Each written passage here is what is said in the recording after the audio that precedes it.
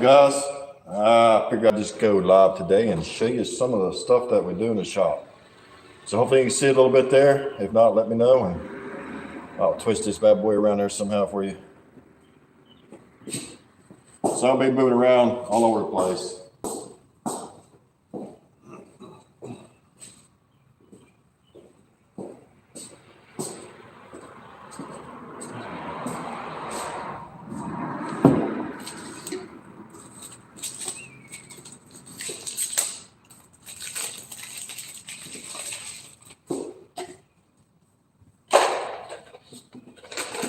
Yeah, I know it's a little early to be going live, but I figured I'd do it while it's kind of quiet today. So what we're making is these cross skulls. Hey Ray, what's up, boss? So what we're doing is making these cross skulls, and I'm just putting some stuff on the back. It's just spray foam, great stuff. That's what I'm using for that. And there's a trick to this. So what you do is you got to wait for this stuff to get tacky. It's got to be a little tackier than that. And then you start smearing it out, making it nice. What's up, OC? I ain't seen you in a while. We're just taking it in the garage today. I figured I'd do a little short live when it was kind of quiet this morning. And clean up my garage a little bit. It's a mess.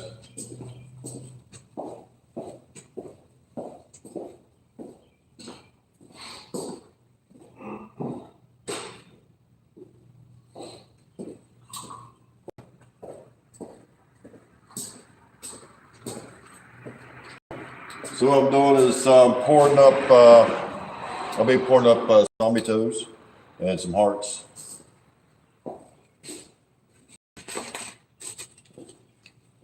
So these are kind of the zombie toes still in the making. We still got to paint the nails and all that goody stuff on that. Then what else are we doing? Probably gonna be pouring up more skulls and definitely hearts. So these is the hearts I make. This is still raw. I still need to sand the seams out of it, and we'll paint it up and get all that good stuff. I'll make it look like a heart.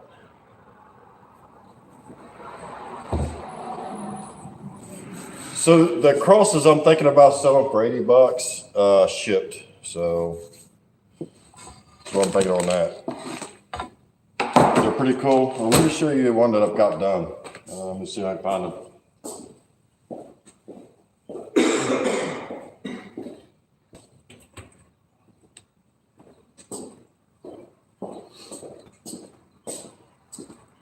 So I can make them, I put a little highlight colors in them. So this one's got the green in it.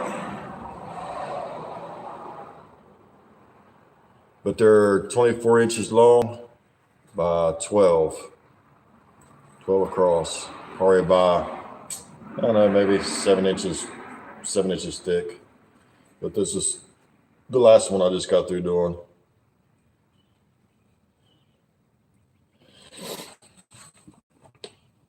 And this is the first one I did. So it's the same height. The only difference is it don't have the spike on the bottom. So this one's got an eyeball in it. So I'll probably end up putting an eyeball in the other one as well. And I got some, I make creepy eyeballs too. So I'm thinking about maybe flopping one of these. I'll show you. Flopping one of these creepy eyes I got. I cut this one down because I was kind of experimenting with it. But probably flop it in there and his eyeball will be poking out. I'm not sure on the if I want it to stick out a little bit or hang down. I haven't decided how I want to do that yet. So I'm just kind of still toying with that. So that's what all the skulls in the back are going to be. If you see them, hopefully you can see them. So this is what we're playing with. We're playing with foam. There we go. So this is this is what you're looking for. Ouch, cracked my nuts. So this is kind of what you're looking for whenever you're spraying your foam. And this actually, once you spread this, you kind of bust all the air out of it. And this stuff sets up pretty hard. Not saying that you can't break it and rip it, but it sets up really hard. So it's kind of cool that you're able to manipulate it a little bit and do different stuff with it. So, let me get these before they set up on me totally.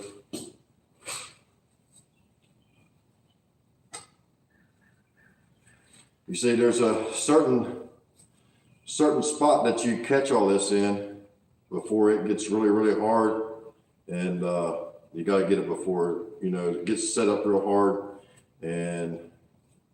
But you got to wait long enough for it to not be so soft.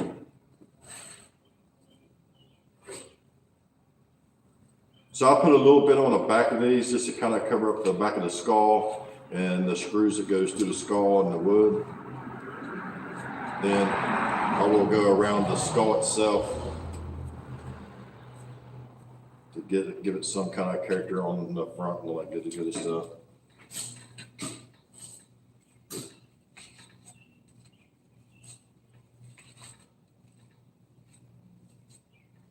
So if you don't catch it in time, this is what happens. It just clogs up on your thing and you'll have to redo it again. No big deal. So I'm saying you got to catch that sweet spot in the drying of your spray foam.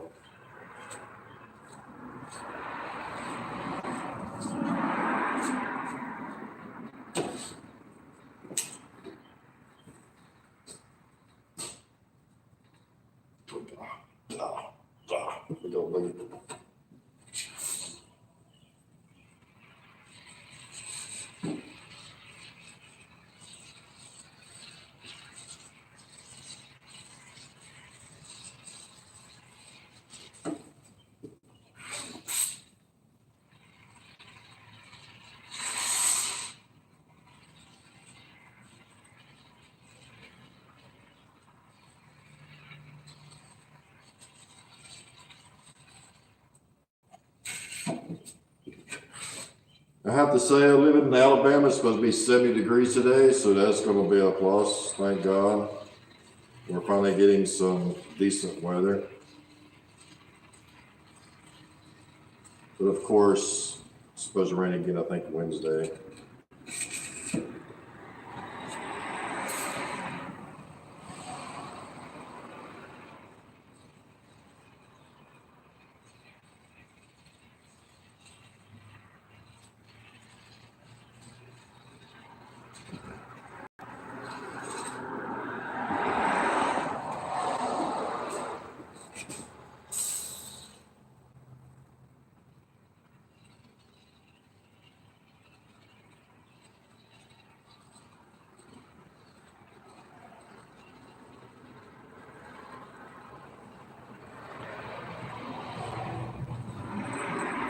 See that all working.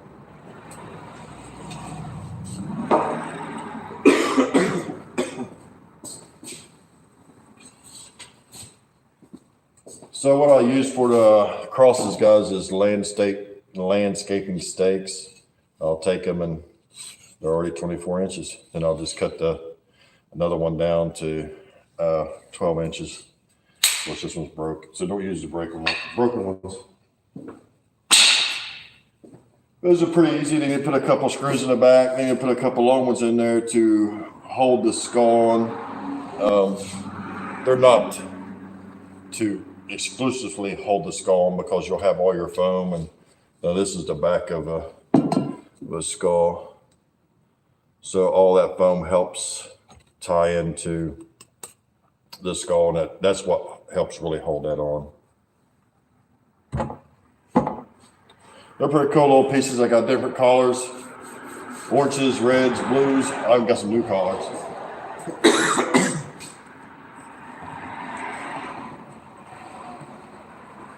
So check these out. I don't know if they're I'm not sure if it's it's a neon. So I'm thinking about trying some of these neon colors. The orange really doesn't show up real good in the camera, but it's really nice colors. With some purples, some aqua blues, greens, reds, some pretty cool colors. We're gonna try them.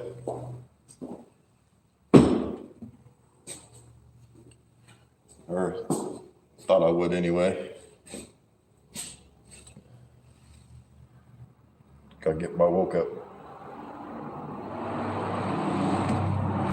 So I'm working on all kind of projects.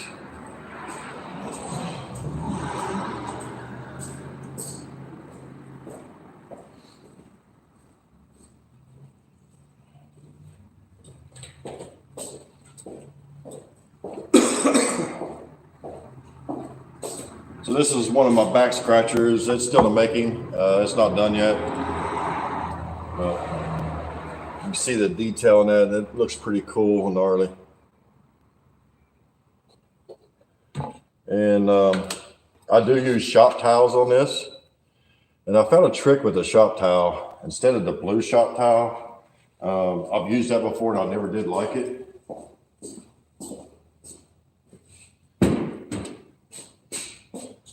And here's my other one. So I used to use the blue shop towel and I use the white shop towel, and that's the best stuff I've ever found. Let me show you what I'm using. For skin.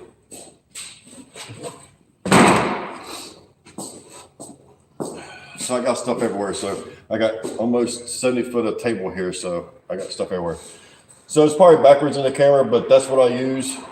Home Depot special for making the skin on these guys, and it really shows. I don't know if you can see it good enough or not, but so one of these takes about 2 days to make. Even put acrylic teeth in him, so he's got real acrylic teeth. And this is one of my prototypes. I'm going to change the strapping on these so they're not so harsh around your neck, and they're going to go thinner. But these OC, since you asked about going to shows, some of this stuff will be at MHC.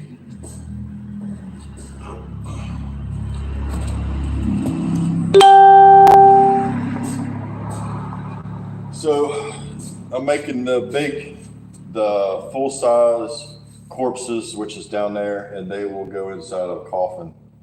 And those will look pretty cool, and they will move in and out. So hopefully I can get started on those soon. That's a big project. So I'm making a 10 by 20 for MHC. And after MHC, I might go to Texas. I'm not sure yet if I'm going to go there. Depends on money and time, because it's pretty close together. Then Fear Expo. We're going to go to Fear Expo. Already set up and ready to go there. So that's going to be cool. I was there last year, and it's pretty cool. Really nice people. I'm going to find my sticks. Sticks.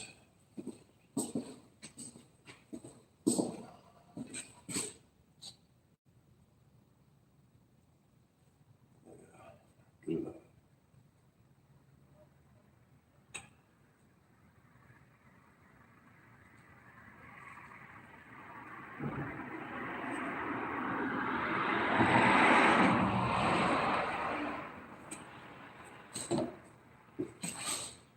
So basically all you're doing with this foam is you're busting the air bubble in it, and it keeps it from expanding a lot and being smooth and shiny, because you don't want the smooth and shiny, you want the rough, rugged look on these crosses.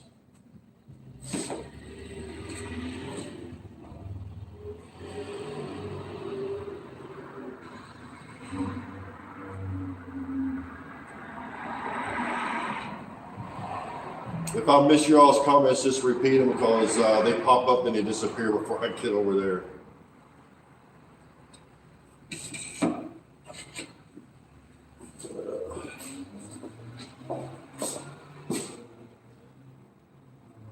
Oh, nice and dry in UK. Good. So far it is here. I think we got bad weather coming in Wednesday. I'm not 100% sure because Alabama weather is kind of weird anyway. But I need to catch a good dry week so I can pour. I got my garage door installed, so I'm getting ready to pour a 16 foot by 12 foot slab out there so I can get my forklift in and all that good stuff. Because I have some big molds I got to make, and I need a forklift to be able to handle that stuff. This stuff's too heavy for me to pack around. So there we go with that. So we'll let that dry a little bit, and then we'll come back in and we'll turn it over and we'll do the front and underneath and all that goody stuff. And this one's going.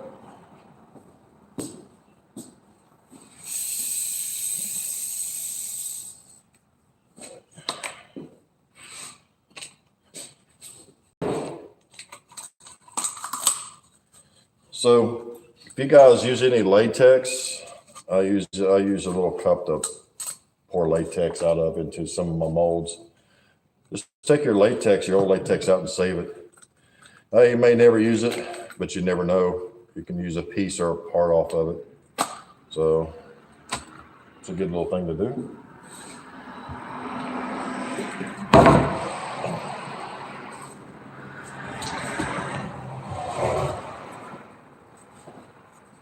So this is a little overkill, but this is my zombie toe mold. I can pour up to 4 different zombie toes that I sculpted. So what we do is we'll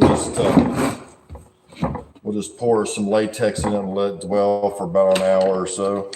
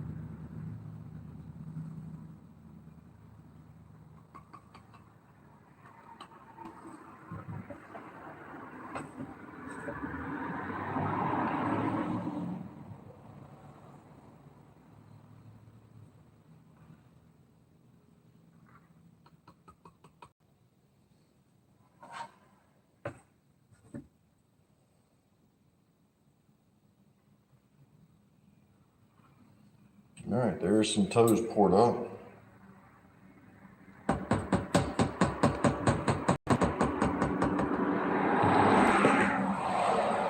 Now we'll do a heart.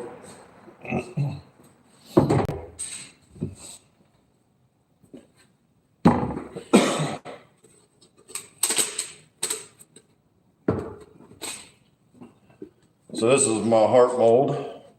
It's a 2-piece mold. Let's just make sure I can get it apart. Because I foam fill it in the mold.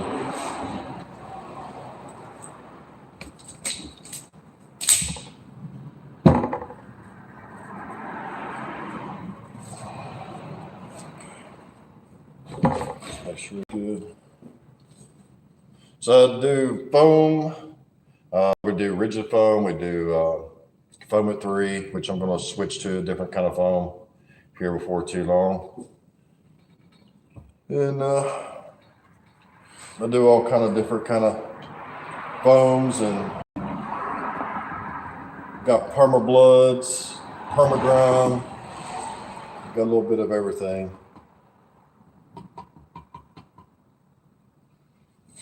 And I see I'm going to have to mix that. Let me get my stick. Where's my stick?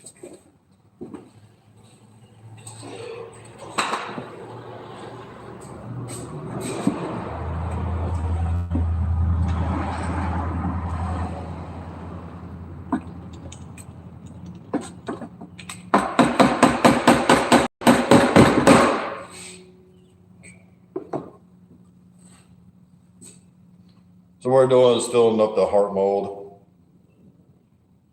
We'll let it dwell for about an hour.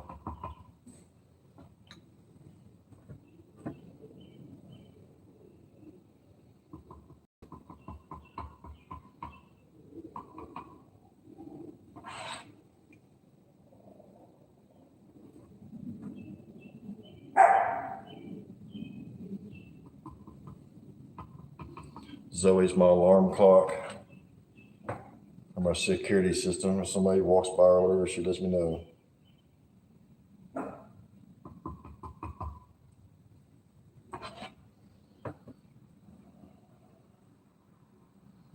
All right.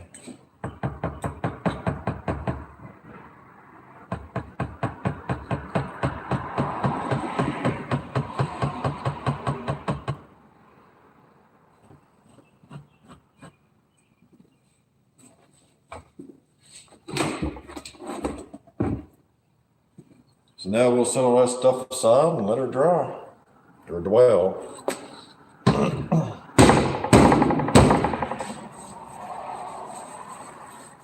Hey, if you guys made a comment, go ahead and resubmit your comment because I probably ain't gonna be able to see it. If I wait too long, it disappears on me.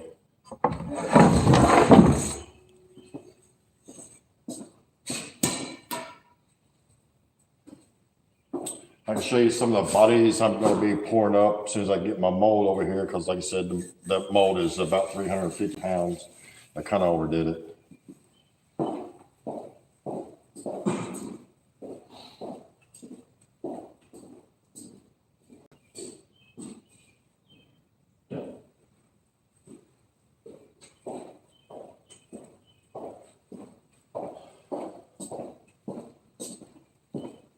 So this is one of the bodies I'll be making.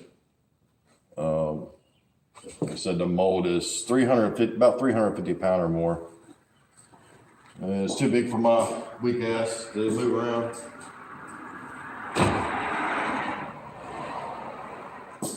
And so that one's already made. I'm gonna make more of those. And it's the same body, but what I did, I'll show you what I did. So I bought a vintage mummy that they quit making. And I was like, man, I really like that mummy. How can you make more? So what I did is painstakingly cut it up. And I cut its head off and put it on my body. And I cut its rib cage out and put it on my body. Then I rewrapped it. So it's all latex. So this is basically done. It's ready to go. But this is going to be my master. So I'm going to take this and I'll make a copy of it out of the Ultra Cow and stuff, just so I can make more of these. Because I think it's pretty cool, and I hate for this to go away and never see it again. So it's kind of what I did with that.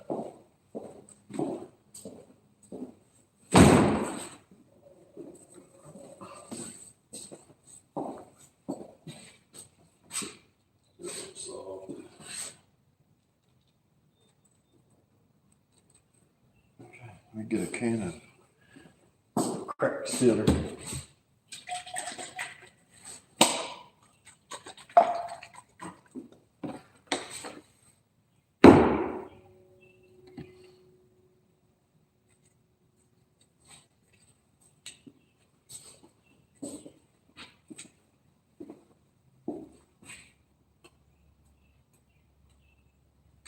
There we go. Somewhere there. All right, so now what we'll do is we'll do the tops and the front and cracks and corners and stuff.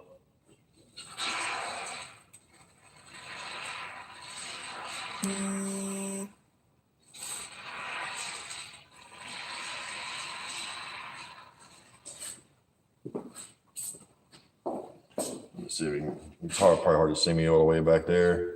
But you kind of see the gap in the top there. I'll fill those gaps in because we're using gap and crack filler. So it kind of makes sense.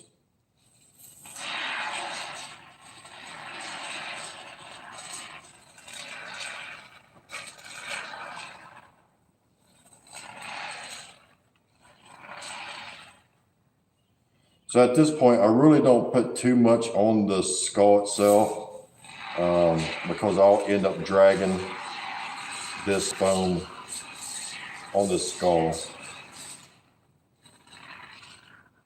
I'm only going to do a couple of these so they don't set up on me too much or too quick.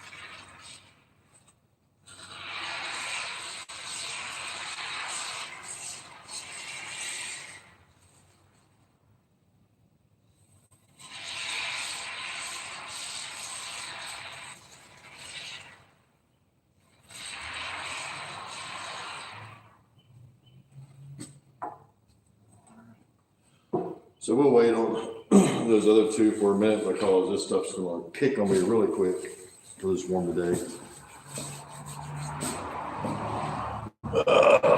Let's see what we got here.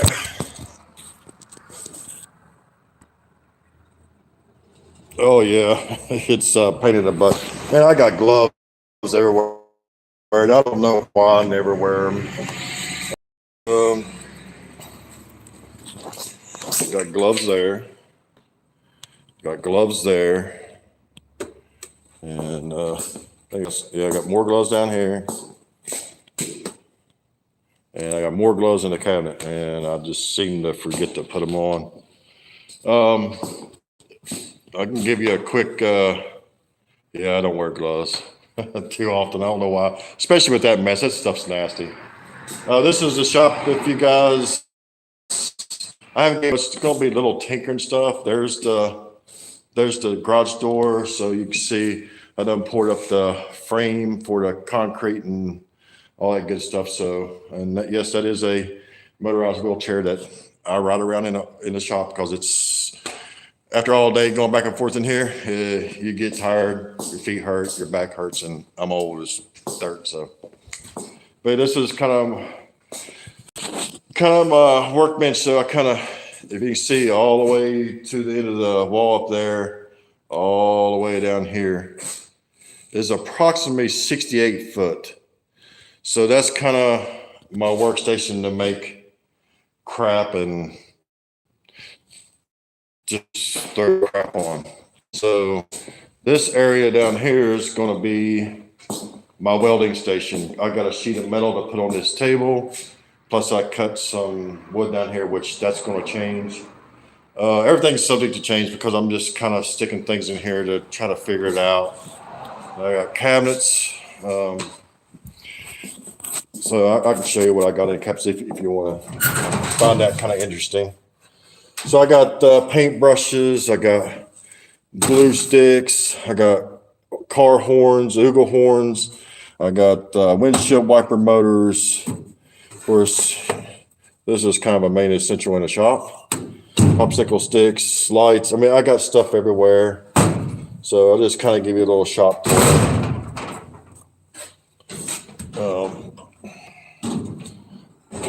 I got some spray paints in here.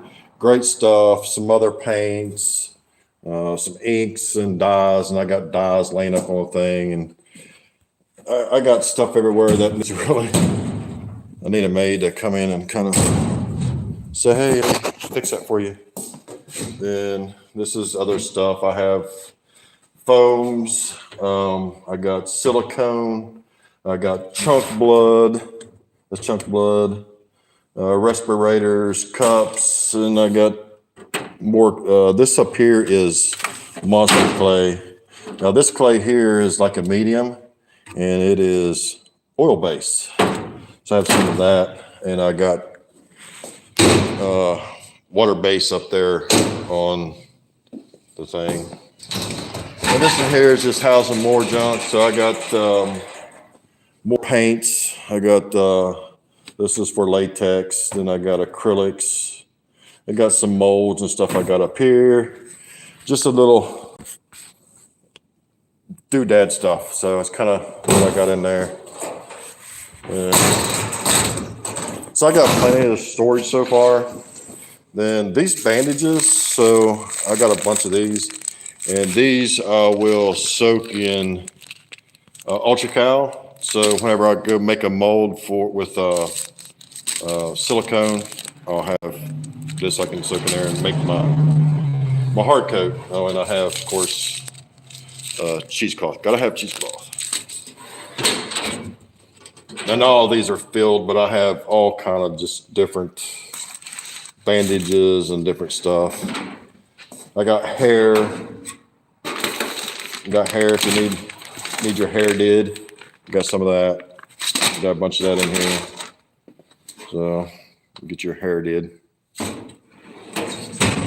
Then over here, I got these are all of my coffins and caskets and stuff. So this bottom casket it's actually a used one. They used it for viewing. Then they took the body out and cremated it. But that is an oversized casket. So that's for a big boy right there. Then these are child's caskets. So these are smaller than this one's small. And these are all old caskets, but they're brand new in an old box. So it's old stock, just been laying around, and it's still new in a box. I've never opened them. These are the same way. These all got caskets in them. These are all child caskets. It's hard to see up in there. These are more caskets. They're all wooden caskets inside these. Then this box down here is just full of masks. I got masks and stuff everywhere. I hope I got service. I'm hoping I'm showing you okay. I got service where y'all can see.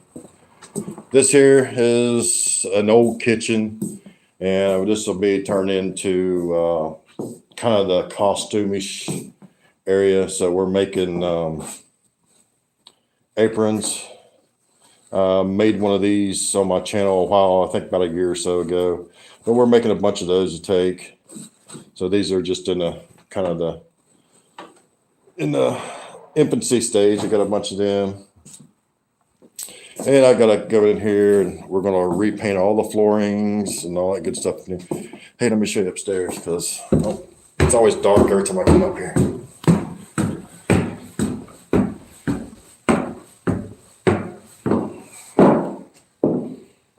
So right now, this is kind of where I got everything staged, stored, as far as props and all that good stuff. It's not all of it because some of it's downstairs, some of it's in the trailer and whatnot. But this area up here is going to be eventually, hopefully in the future, these two sections, and this up here will be the costuming area. So I can make costumes, get them sewed and all that good stuff, but I need lighting and paint and sewing machines.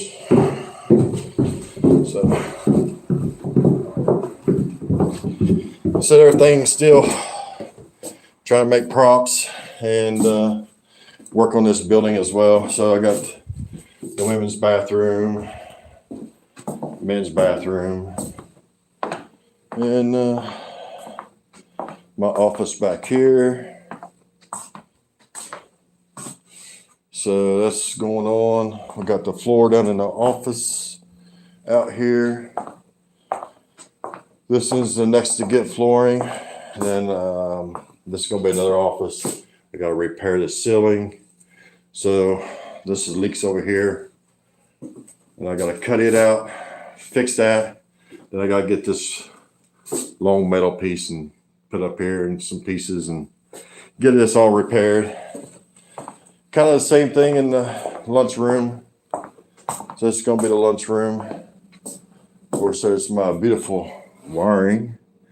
I'm a professional electrician, not. But this is going to be the break room. And still got to hook up the sink. Still got to hook up the hot water tank. Got water in here, just no hot water. We got a refrigerator. The stove will go over there. after I repair that crack. So, yeah, we got a lot of stuff going on. It's just pain in the butt. And then we got this. I got some mask in there. Then I gotta get a locksmith in here to give me a skeleton key to unlock these so I can kind of finish it. But that's kind of where we're at on the building right now. Yeah, it's just kind of where I hang out most of the days. We got TV if we want to watch. I watch a lot of news. So we got another refrigerator. I'm probably going to put it out here somewhere. But all these props here has got to go upstairs. Crazy Christine. So she's over here because she needs some tinkering. She needs cleaned and she needs tinkering. And get her lit up for next year. We got barrel toppers. Some zombies that needs to be redone, tinkered. Trying to get all my woodworking tools over here. So I got planer, edger, saws, and drills and stuff like that. I still got to get, what else I got to get? I got to get my welder over here, my torches.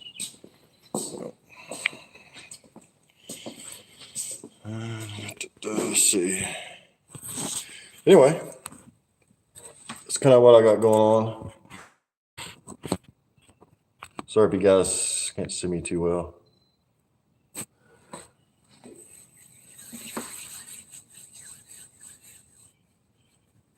Yeah, man, that'd be awesome, brother. You're more welcome anytime. You come to the States or Alabama, stop on by. This is where I'm at most of the time, not 24/7, but most of the time I'm here.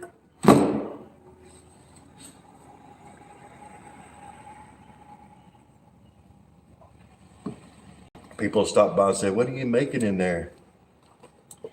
Then you tell them, they kind of, "Oh, that's cool," or they get freaked out about it one or the other.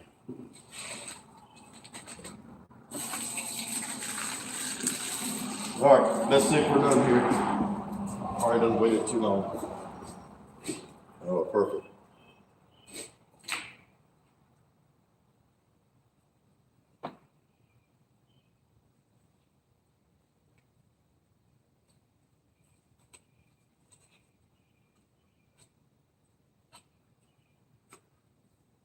So what I'll do is I'll drag some of this over top of the skull. Kind of give it that look on the skull that we really need. And if you got any stringy stuff, use that to your advantage. Bring it up there like that. Now you got a piece of, what do you call it? Piece of like stretched corpse skin or something up on its eye or wherever you decide to put it.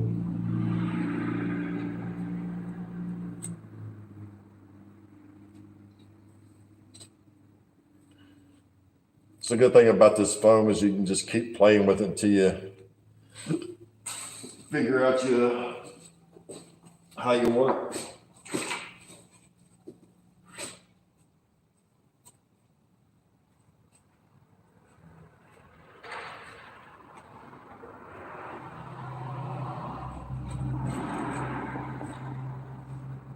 The best thing about it is you don't have to make it perfect.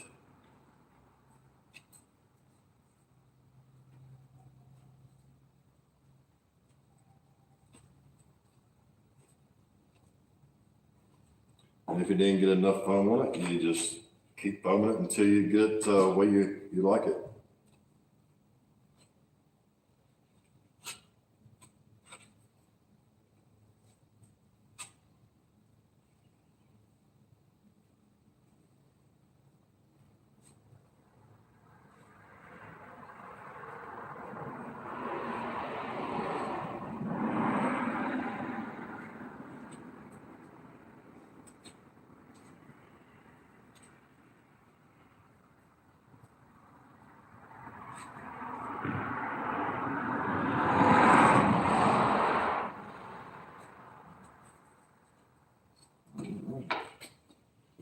Then we'll do these two.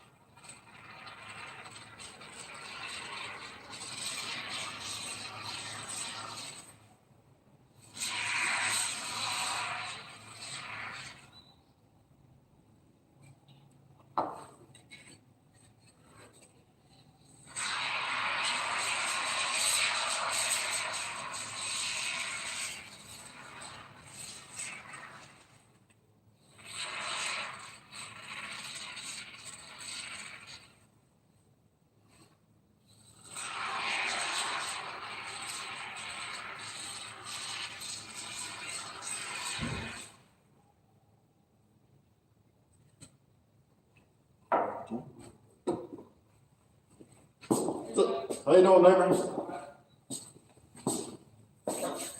So we got those two foamed, and we're gonna let these set up a little bit. Then we'll probably just go back and look and see kind of how much more foam we want to add to it or whatever it may be. So it's pretty cool stuff. I know something we can do. Let's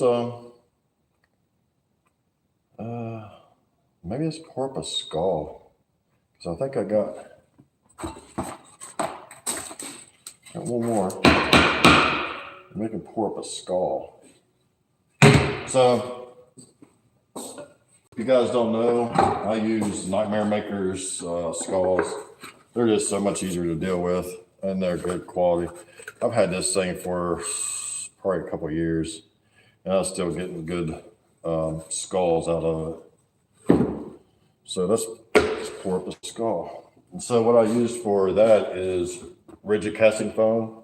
You get a part A and B, and this here is a 50-50 mix.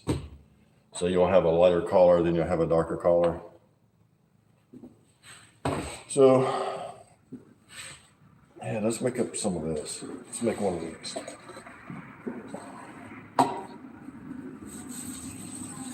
We go, don't have gloves again, and it's stuff is nasty.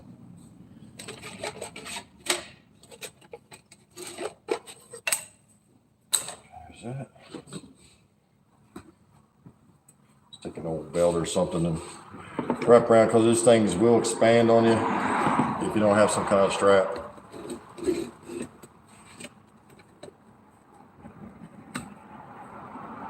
Oh, no problem, man. I understand it. I didn't want to really invade anybody's work day to day, but I just figured since it was kind of quiet, everything's quiet outside in here. There's no hustle bustle right at the moment. I figured I'd just go live for a little bit and kind of aggravate everybody. But yeah, you can watch it later or something. I probably ain't gonna be on very much longer, as to aggravate you guys.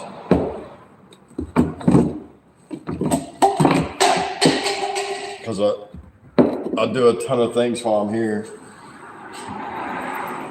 Once I got everything kind of made or setting up or starting, I'll go off and I'll paint something or clean up or straighten up or fix something or run electrical, whichever.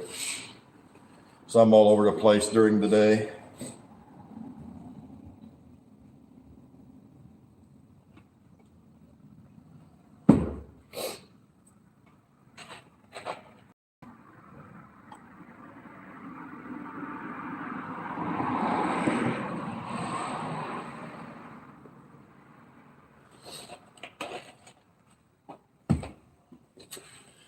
I figure guys.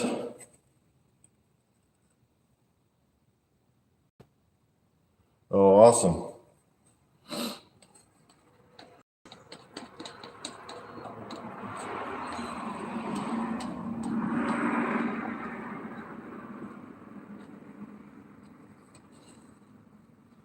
Guys, if I don't see your comments, man, I apologize, because they appear, then they disappear on me.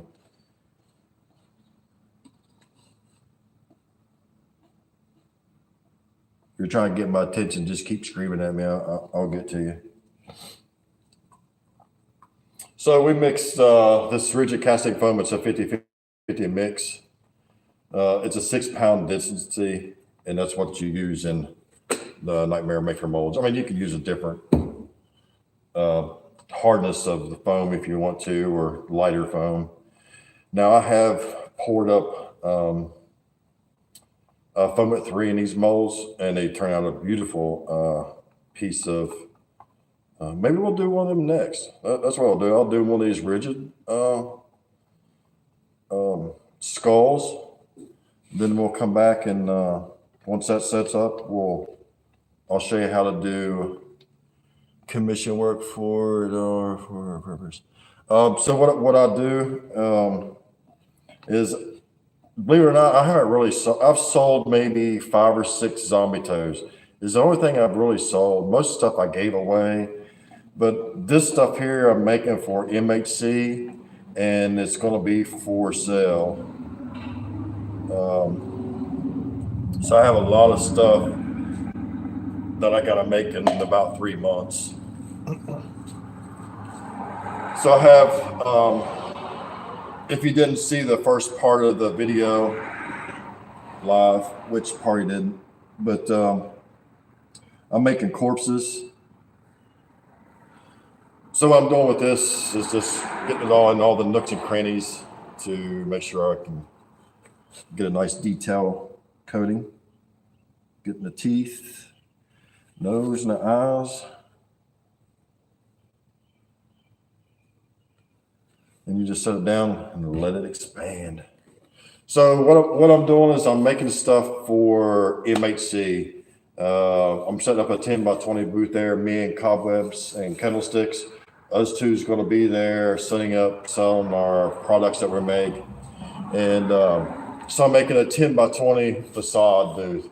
And they will be made, they'll be wooden coffins, the old toe pitcher style coffins. And I'll have my corpses inside of them. And the corpses will be moving in and out of the coffins. Hopefully. I think I can do it. I don't think it's going to be that hard of a deal to do. And I hope I got a little 12-foot by 6-foot trailer. I hope I can get it all on there.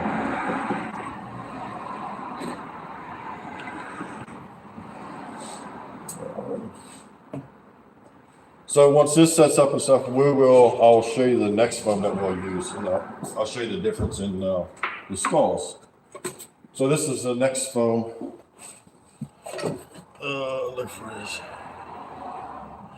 Yeah, to believe it or not, I've taken pictures of the stuff I make and try to post it, but it just doesn't do it justice. I mean, the detail that's in some of this stuff is just, it just blows my mind when I see it. I'm like, man, I just freaking love it. So yeah, it's more of a cash and carry.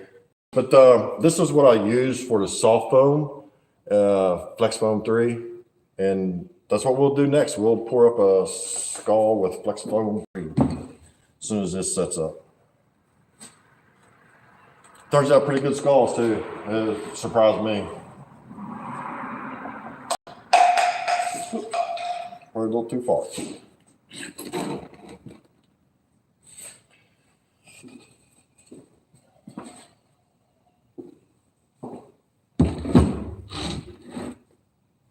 So we're pouring up zombie toes with latex, a heart with latex, and we're letting it dwell right now.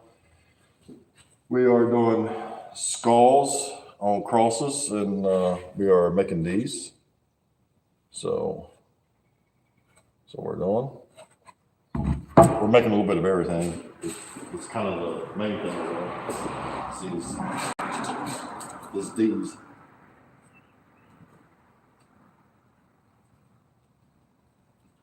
So close.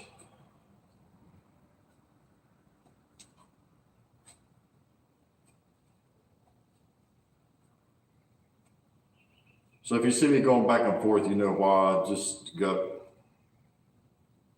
projects here, there, and yonder. Wait for one to dry, then work on something else. Wait for it to dry, then work on something else.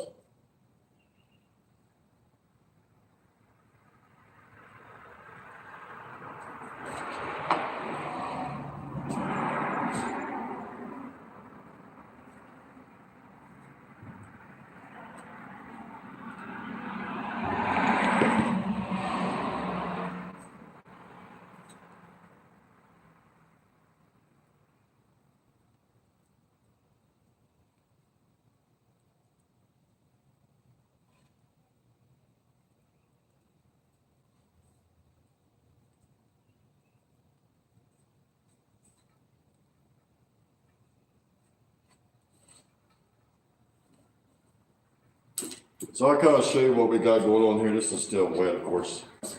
So this is kind of what it will look like, but I'm going to go in here and fill this in a little bit more, and I'll look and see where else I need to fill in and kind of go there. That's kind of what we're doing.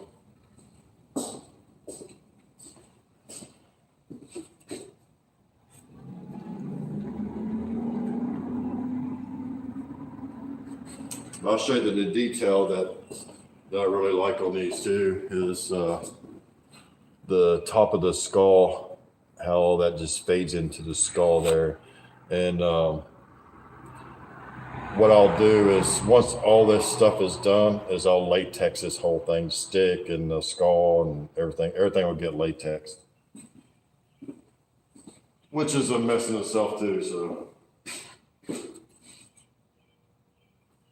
but yeah, you could probably use this for whatever. I thought, well, since it's on a sharp stick, you can pound it in the ground and use it for your graveyard, or a nun can hold it, or a priest, or scare actor.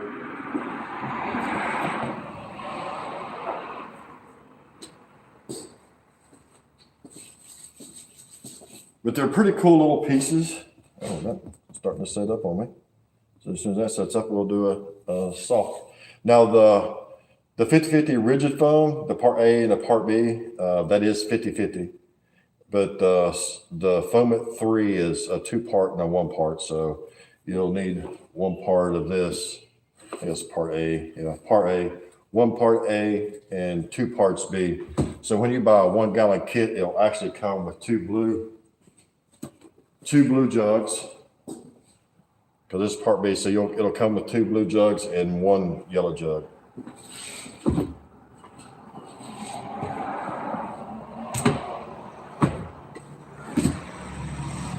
And yes, it is expensive. Everything is expensive. I think the last 5-gallon bucket I bought, it's been a few months ago, was about $200 and some. So which foam is lighter? To be honest with you, they're about the same between the rigid and the foam, or maybe between the rigid and the soft. And that's basically the only difference is one is soft and the other one's hard as a rock. So until the way this foam sets, it has a smooth coating on it. And until you cut into that, it's hard. I mean, I can show you right now. We've been sitting here 5-6 minutes. That's already hard. But if you cut that, then that makes that inner foam soft. So keep that in mind that it will get a little soft inside there. If you try to put a screw in there and you want it to hold real good, it's not going to work. So you'll need to find some other way to hold that foam once you cut it. This is the extra coming out of it, so we'll cut that off. So you need a special tool to cut all your foam. And I'll show you that special tool. So if you use rigid foam, you need a special tool. Hacksaw. I think everybody's probably got one of these. Might not have a blade in it, but you probably got one. I'm lucky that one has a blade.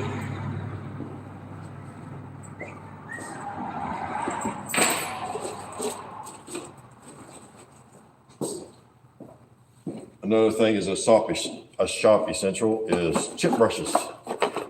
Go to Harbor Freight and get you some chip brushes. I think 36 of these cost me $15. If that, these are 2 inches. I think these cost me about $15. Versus Home Depot for 98 cents for one. That's crazy. And that's starting to set up. So that sets up real good. We will demold that and then we'll do a soften. Then I'll give you a comparison between those two so you kind of see what I'm talking about.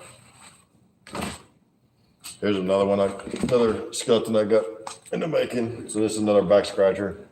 So all these will have to be heated and molded, get them bent, being creepy. Then we'll have to take some more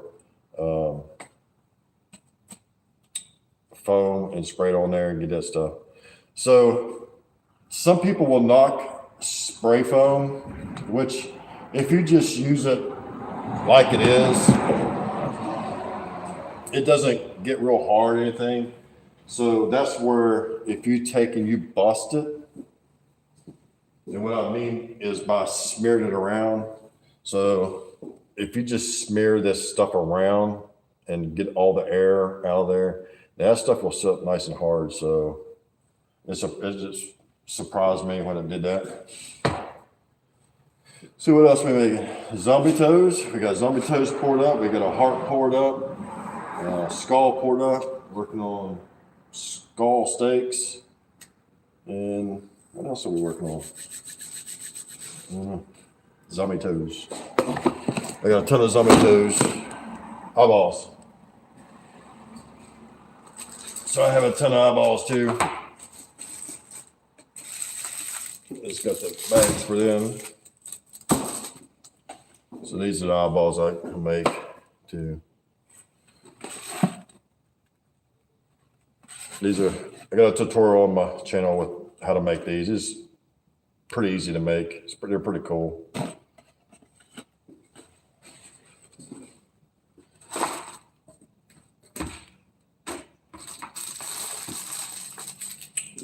And I'll be packaging them in a little bag and stuff for shipping and all that good stuff. Those are going to be $15. Zombie toes are going to be $15. Let me see if I can find a zombie toe. I got them in a box somewhere.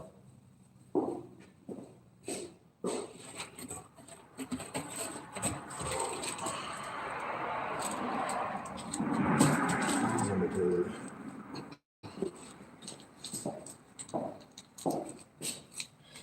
So probably what I'm going to do is find a little pirate's chest or something like that and put these zombie toes in. And for shipping and stuff like that, I'll have them in a little baggie.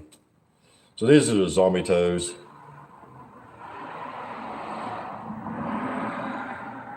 They'll have some blood on them and stuff. Let me get over here where you can see it. That's some perma blood and stuff on it.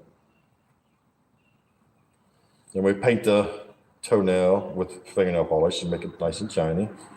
The rest of it's going to be a matte color, but the toenail's going to be shiny. So we're going to sell those too at the MAC, or as soon as I get my website up and going, which is monsterxmisfits.com. Still under construction, so we'll start putting product and stuff up on there.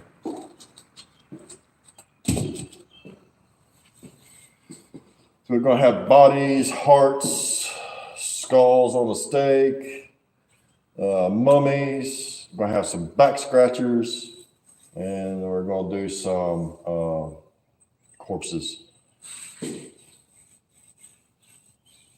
Great name. So I wanted just monstermisfits.com, but it's already taken. So I had to play around with it, and my buddy started drawing me something up, and he drew a big X, and I'm like, wait a minute, I've already got one with the X in it. So like, you know, you got Twitter and TikTok and all that stuff. So I think, what is it? Instagram. I think my Instagram, I had to put Monster X Misfits. So I was like, I'll just switching everything over to Monster X. So all that, if you see Monster X, now you know why, because I'm switching everything over on that, like I've done already once. Let me show you the corpse.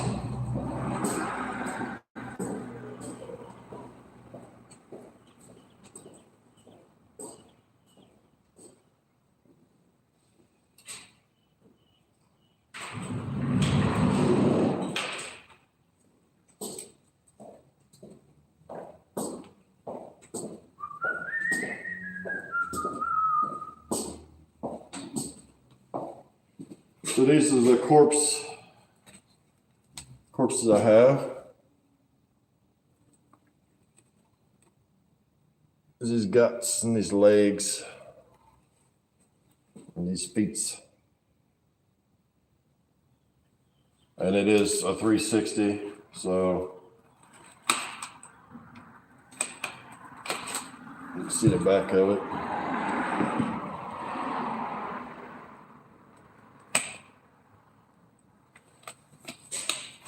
These are kind of a pain in the butt to make. Now these take about 2 days to make. This isn't something that you can make in an hour and go on, because they take some time.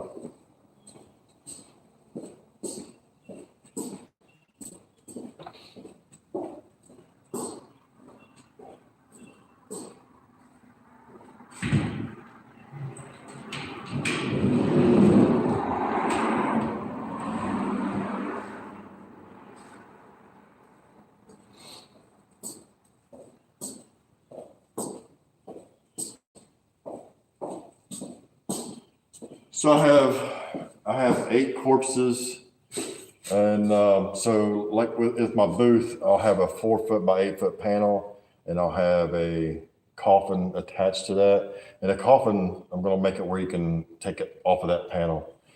And gave it a great thought. So say you want to buy a panel, 4 foot by 8 foot. Well, if I sell it for $1,200 with the coffin, the corpse is going to be coming in and out of the coffin.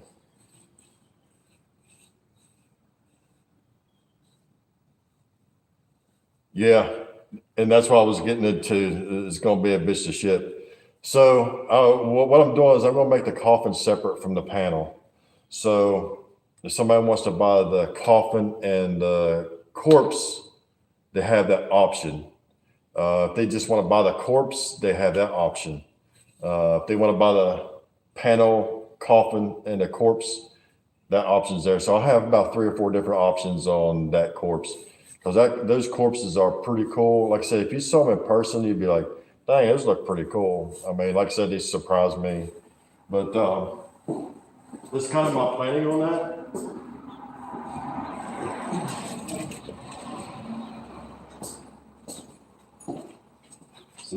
So I have these little back scratchers too. I just call them back scratchers. They're got the acrylic teeth. Of course, they're not stained or anything.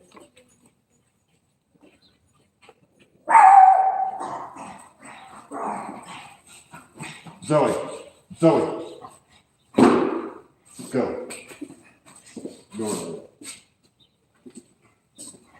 She wants to bark at everybody walks by. So I'll have back scratchers.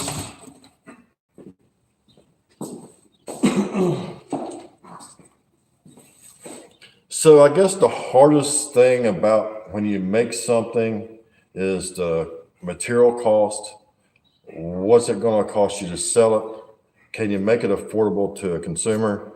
And can you make money off of it? That's the hardest thing to, if you want to make something, you're like, okay, because if me and you make the same, just say we made this, me and you made the exact same thing.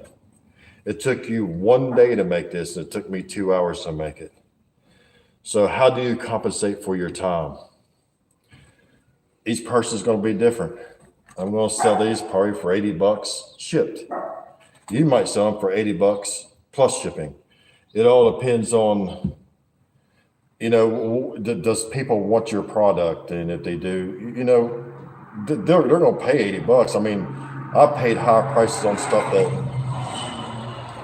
I was like, man, that sucks. But I paid higher prices on it because it's something I wanted or needed for some reason or another. But that's kind of the struggles that you have whenever you start making props and selling them is, what do I charge? What do I charge to be able to make a profit off of the stuff? And, because if I spend 2 hours on one skull, well, if I'm only working for 10 hours or $10 an hour, that's $20. So I'll make $20 off of this. And then material wise, which isn't a whole lot of materials, latex, the permablood and stuff like that's going to be probably the most expensive on that. The skull itself isn't that bad. There we go. I think they sell them for like $10. Find a way to incorporate the shipping and the sale price. Yes. And you know what? That's hard to do. So I have found, depends on where you ship it, the prices are different.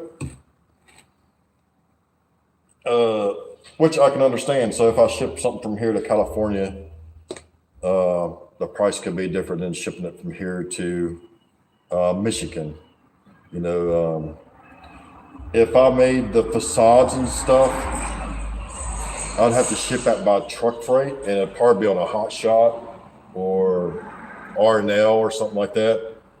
Of course, you know, that's going to cost a freaking fortune to have that stuff shipped.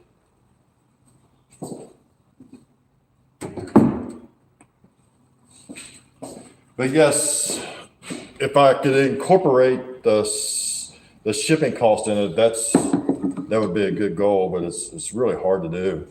Some stuff you can, because you know, no matter how small you're going to ship something, it's going to be $5. So a zombie toad to ship it's going to be $5.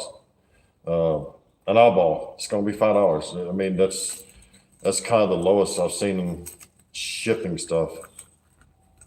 And I mean, if you ship it by USPS, it might be different, but I'm not a USPS fan. Then you gotta watch FedEx, or your shit might end up in a ditch somewhere.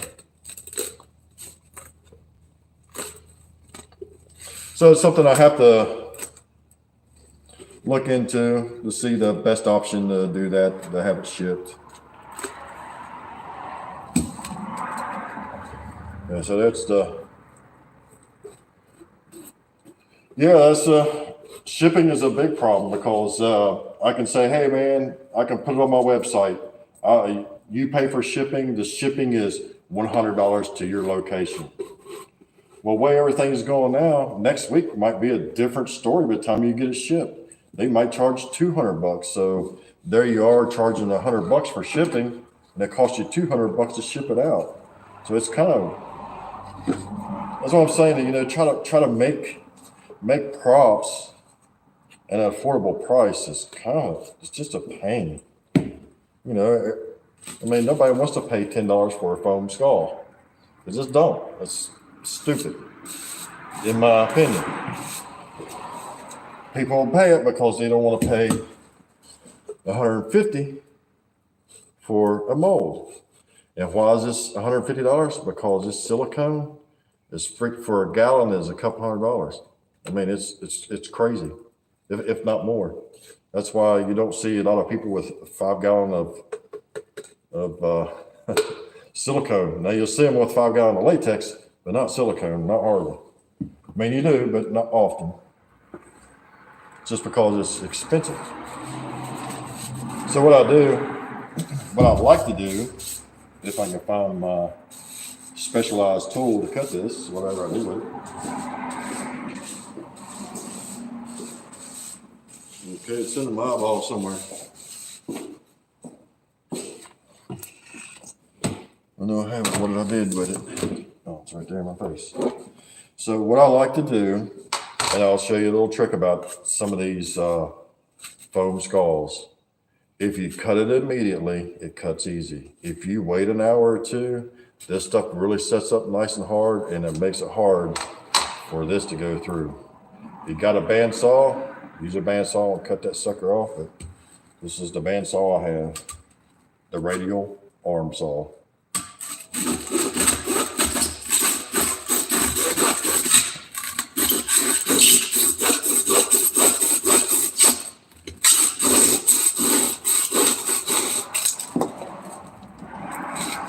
So, if you guys remember, a few months back, we was having this big shortage on resins and stuff like that.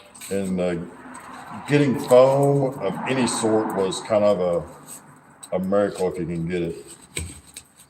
So, some of the people, when I would call them and ask them if they had foam or latex was pretty good. It was starting to get pretty short, not as bad as the foam though. They would say, are you a customer? And I'm like, yeah, I'm a customer. They're like, when's the last time you bought some? And they start looking at my history and like, oh, okay. Because they was rationing it out to different people. I'm like, holy smokes, it's pretty bad. So kind of sucks. So anyway, I cut the foam off the teeth, and then I'll cut in. So you'll cut it in on the cut up underneath its pallet. Then I'll come back here and I'll cut this section completely off.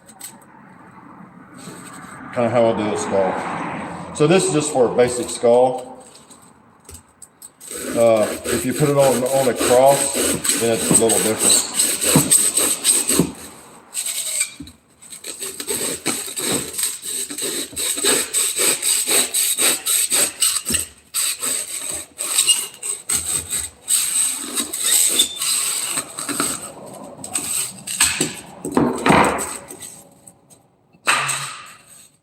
So now your skull looks kind of like it should, but you can go in and clean it up, do whatever it is you need to do.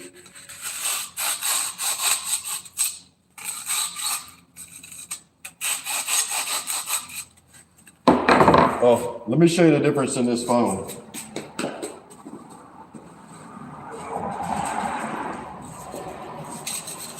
So if you guys haven't ever worked with this, I'm sure some of you have, but see how shiny this is?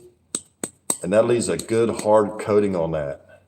Once you cut it, now you see all the porous areas in that foam. So when you go to drill that, just keep that in mind that you're going to need other means than just a screw to hold these on. So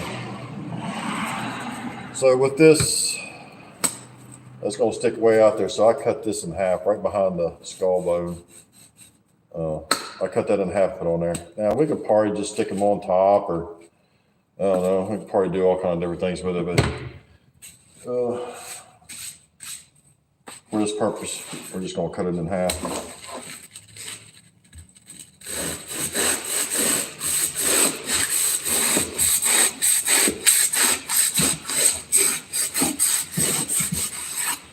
So the way I'm doing it is kind of wasteful, but to believe it or not, it does not take that much foam. It does not take that much foam to pour up. Just say this section. This is the section we're cutting off.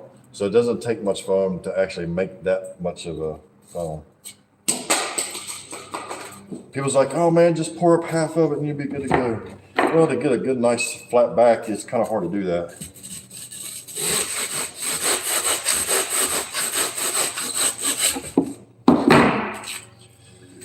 All right, let's cut a little more on that. Straighten it up because I'm cut it crooked.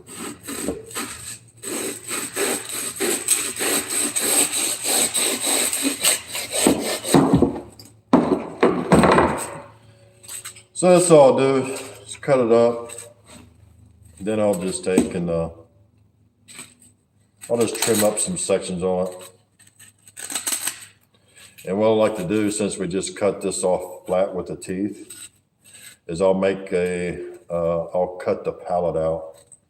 And the reason I do that is so I can have a little bit more room to throw foam in there, spray foam, and it won't stick out like a sore thumb.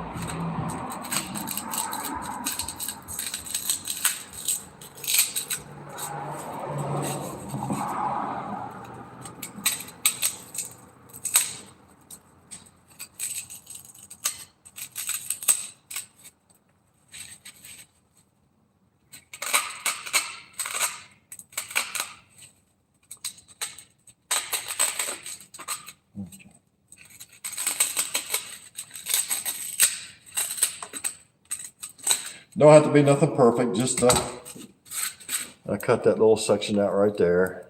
That way, whenever you look at it, you don't see any of the, where you cut it straight and it looks goofy. And then when you spray your foam in there, you can really gnarly that up by dragging it wherever, on the teeth, its eyes, wherever.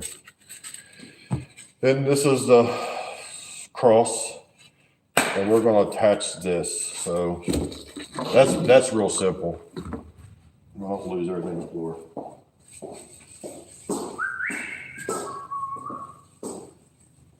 What do I do about spare rivers? 5/8, so we need 3-inch.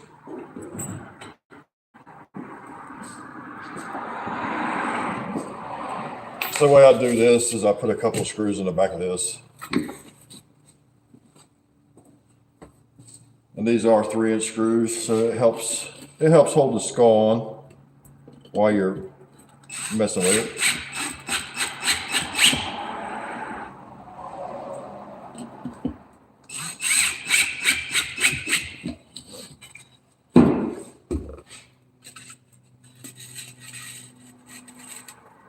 Just line it up how you want to.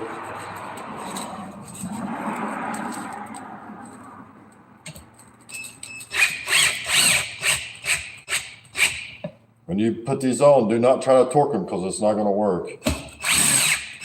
You just take them down to the wood, and there you go. There's your skull on a stick. Your vampire skull or steak, whatever you want to call it. So now, this one's ready to put some foam on. But instead of doing that, we are going to show you how to show you the difference between that skull and a foam skull.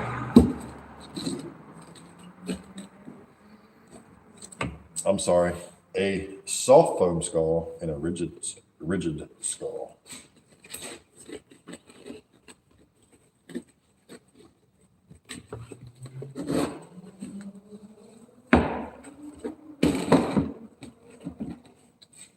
So like I said, this is part A and part B. Now this is a 2-part B and a 1-part A. So, and you don't need a whole lot of that. So I need my little cups, which stuck around here somewhere. These are up higher.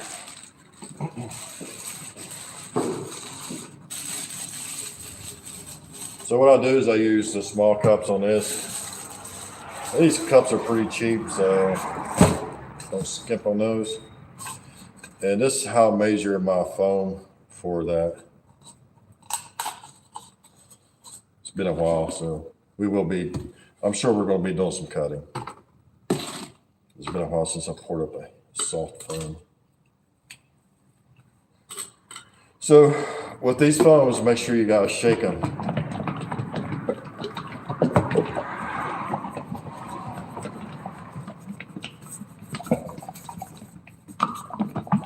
Because you'll thank me later. Now I have screwed up and I did do these 50-50 one time. And the only thing that does is makes this foam more rigid, and it doesn't expand like it should. It just makes it more rigid. So keep it in mind, you will waste a lot of money by doing that with this foam, unless you're actually looking for something rigid.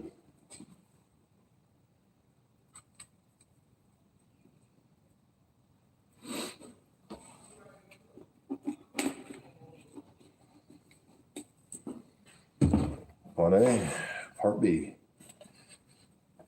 Now this part B is really, really thick.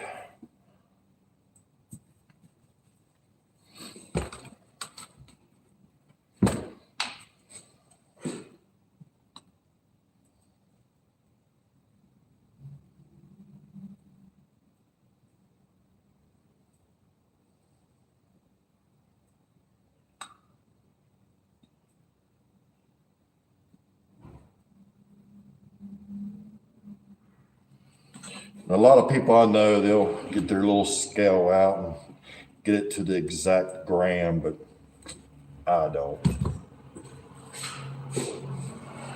Should I? Probably, but I don't. I eyeball it, stick it in the cup and go. Pray it turns out.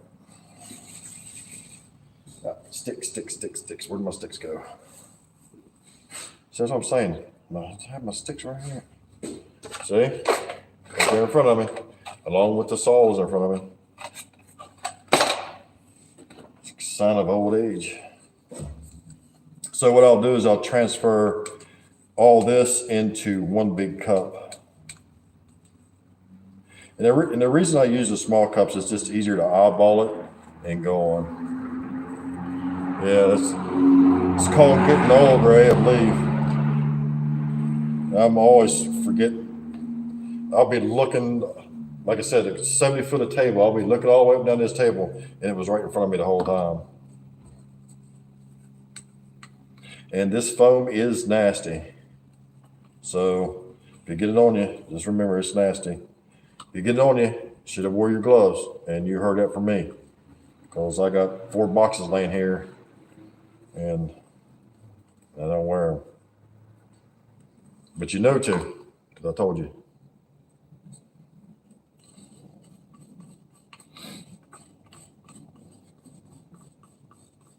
The latex comes off your skin easy. The only thing is, it's going to pull the hair on your arm if you get it in there. But it'll come off by just rolling it up. It'll. Do you work alone? Yes. I am a one-man show. Of course, I got my sidekick, Zoe, my dog. She makes sure the crackheads and all that stuff don't come in on me. So I got her. She's my security system. But yes, I work alone most of the time. Sometimes I'll have help coming in to help me set teeth or something like that. But most of everything I'll do on my own. I did all the electrical in here. I got 70 feet of electrical boxes. They got 4 plugs in each box all the way down. So I made sure I had plenty of boxes. And I screwed up on that. They're way over here where you're at.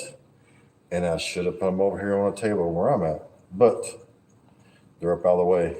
Because I really wasn't sure how wide I was going to build my workbenches. So in my other shop, the workbenches were right around 24 inches, I think what they were. And these work tables are 4 feet wide. So I wanted to go a little bigger. Once you're done with the foam, trash it. It's done. And the same as we did with the other. Is just kind of get it smeared around into those teeth holes.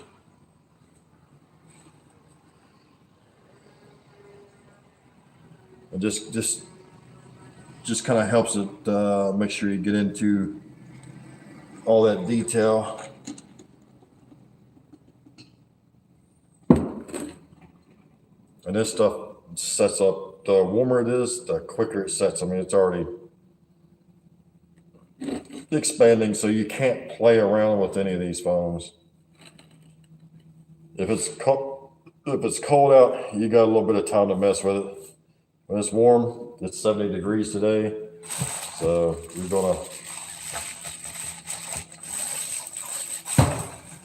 gonna expand quick. So if I'm boring you guys, let me know. If there's something you want to see, let me know. I don't know what else to show you.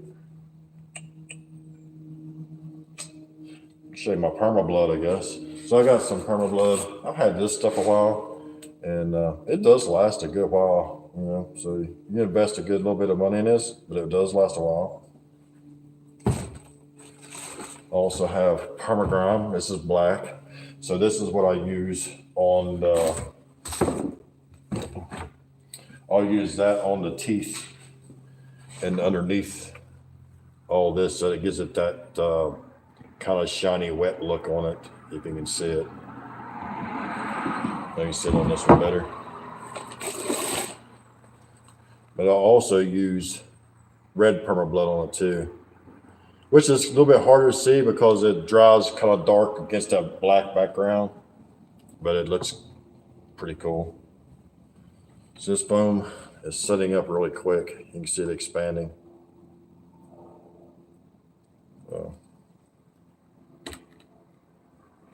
So it's going to be pretty cool. What's it? Expands.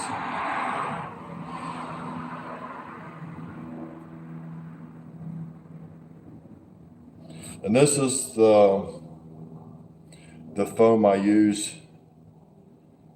to make those skull screamers. So Haunted Hills Productions makes the death horn with the two horns beside the skull, and I make the skull screamers with the skull and the two horns beside the skull. It's the same thing. I took his idea, so I copied his idea to kind of show you how I did it. But I use the soft foam and on those, and it just seems to work a little bit better than the rigid foam on those horns. But you could use either or, because I've got both. I've got it with rigid foam and soft foam. But see, this is once you mix that in there, you're not getting it out of these cups. What I'm saying is, once you do it, trash your cups.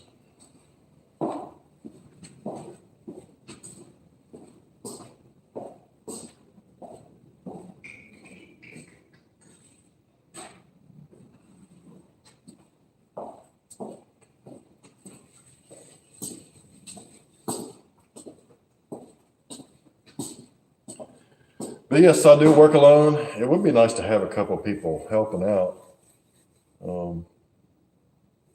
So I could focus on other things and just having to multitask, which I suck at. But I hope wherever you guys are today, you got some decent warm weather and it's not raining too bad. I think we are ready for summertime. Hey, Zoe, you ready for summertime? Ready for summertime? No tornadoes, no hurricanes, and no freaking rainstorms. It's kind of getting old. So this is the latex that we just use this to pour it into the molds of the heart and the zombie toes. As you can see, that stuff dries up quick. So I'm saying, save that latex, put it in a bucket or something like that. You never know where you're going to use it down the line. I have found the thick latex I don't use so much. If it's thin latex, I will use. So don't trash it. Keep it. So I still got a couple more minutes to set. While that sets, we'll go ahead and drain our zombie toes. So these zombie toes are a little special to deal with. So I have to take a paintbrush and poke it because it kind of sets up on a hole. I don't know if I can show you or not. So it kind of just sets in there and it starts getting hard. So you kind of got to poke the bear to get it to start draining, which is no big deal.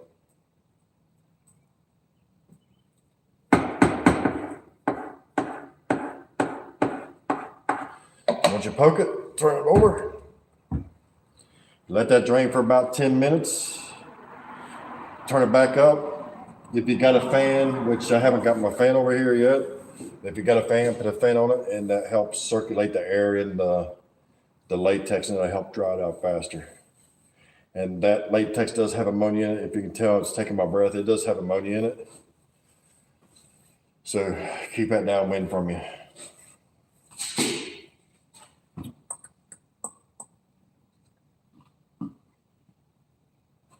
So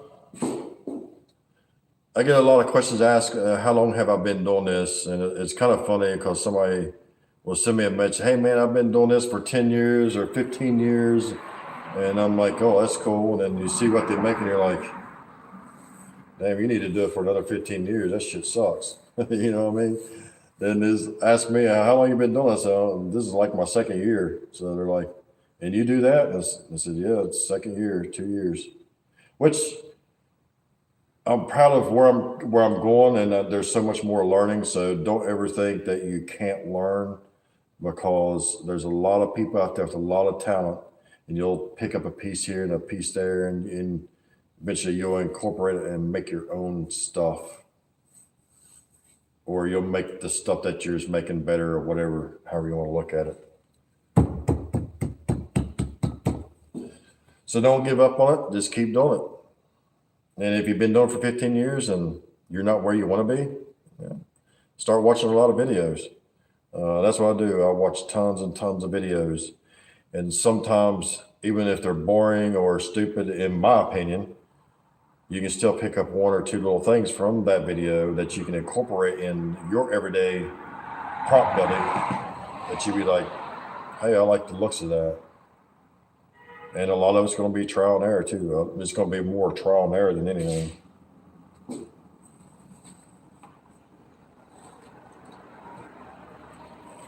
And the weird thing is too, is you'll find different products in other channels. Not so if you just watch Halloween channels, that's kind of where you're going to be stuck at, Halloween channel. But if you watch like bodybuilding, not the strongman bodybuilding, but not bodybuilding, but body repair on cars, where they use resins, fiberglass, Bondo, different stuff like that. That's other stuff that you can incorporate in on your prop building. So don't always look up just Halloween stuff, for your to go to, because you will find other things in other channels. Just some food for thought.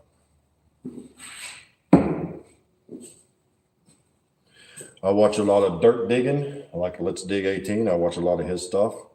And Elite Dirtworks. Elite Earthworks, Dirtworks. It's something like that. So I watch a lot of dirt digging. And why do I watch a lot of dirt digging? What does that got to do with Halloween? Not really nothing, but I like it. So I got a backhoe over there, which I dug out for the foundation to pour my ramp to get in and out of the garage. And I used the backhoe since the ground is really soft in my yes, Cat, it really is. Like I said, you'll find a lot of stuff on other, just channels that you would probably never normally watch. If you just watch Halloween, you're going to screw yourself out of a lot of learning. So if you punch in and say, hey, how do I use Bondo or Halloween Bondo, you're probably not going to find it. Just look up Bondo, and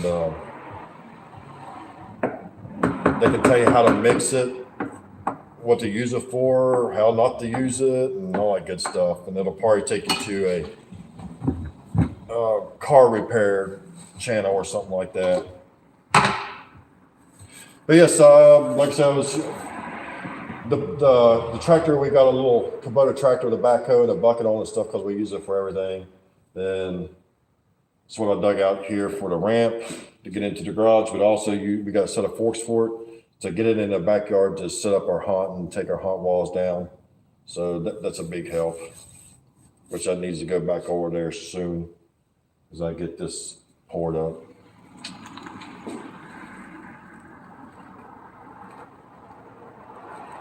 Yes, definitely. 65 years.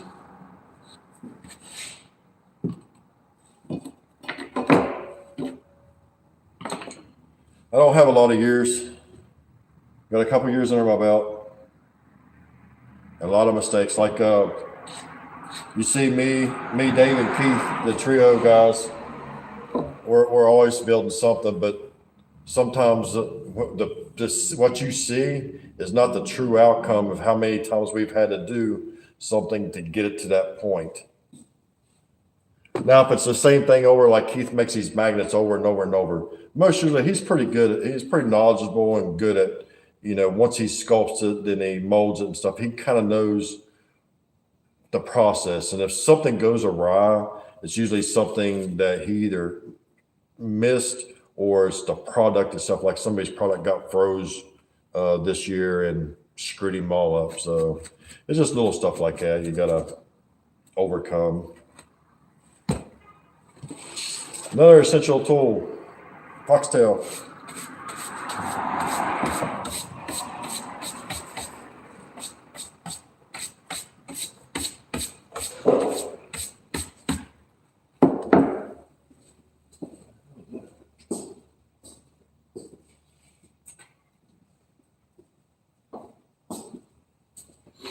All right, so we're going to spray a little bit more foam on those.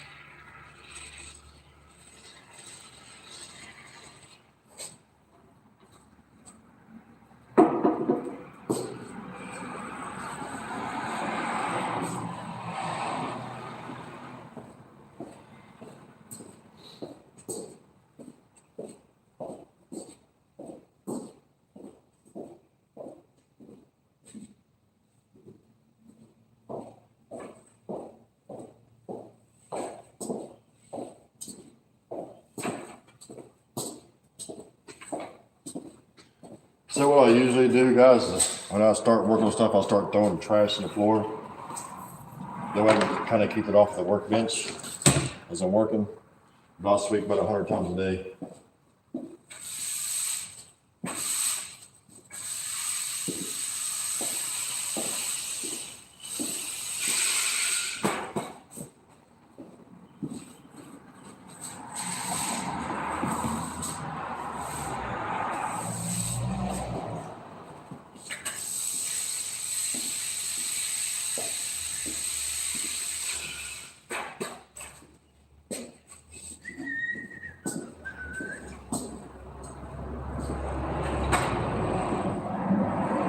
All right, let's take this foam out. Let's show you this soft foam on this. That's the beauty of silicone. Nothing really sticks to it other than more silicone. Let that set.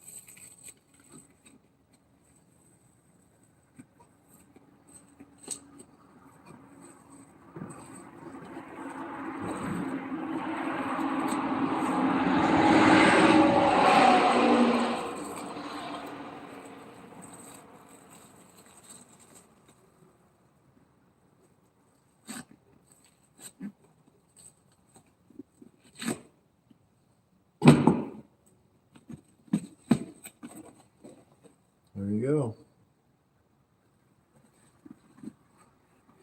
Just take a blade and cut off the excess.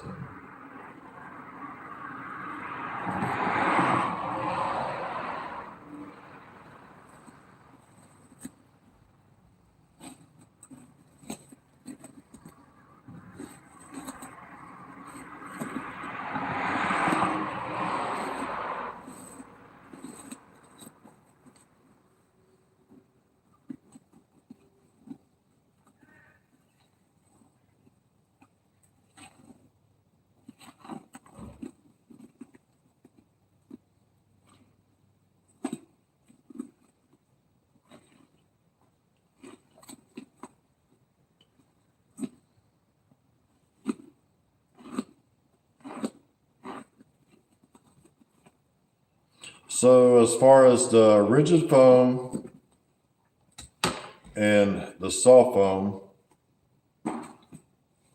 only use the soft foam where you have to. The rigid foam is what you want to use most of the time because this soft foam is going to cost you more money.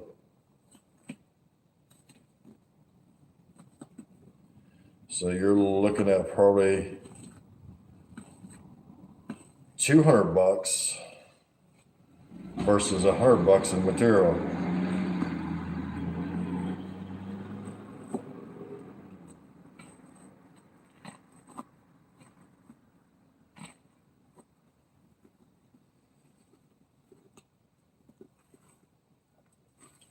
But do your shopping first. Shop around and see who's kind of got the best deal, the best shipping prices, and all that stuff before you start buying your foam and stuff.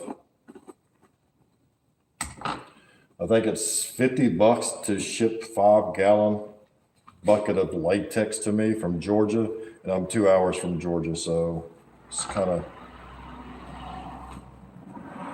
well, now it's a little different because the fuel prices went freaking sky high. So it's probably cheaper to pay the $50 to have it shipped. Or catch a friend that's going that way and have him pick it up for you. So whenever you go to cut this soft foam, you know the retractable blades that you can break off, that you can stretch out real long? That's ideal for this kind of foam right here. You can get a better cut on it, but you kind of see the difference in the skulls. So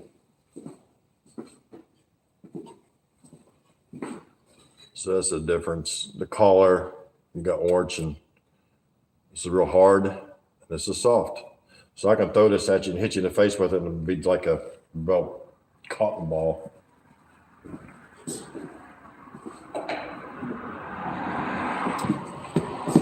But these do have their places, and they're pretty cool. So if you want to make some foam skulls, some soft foam, there you go.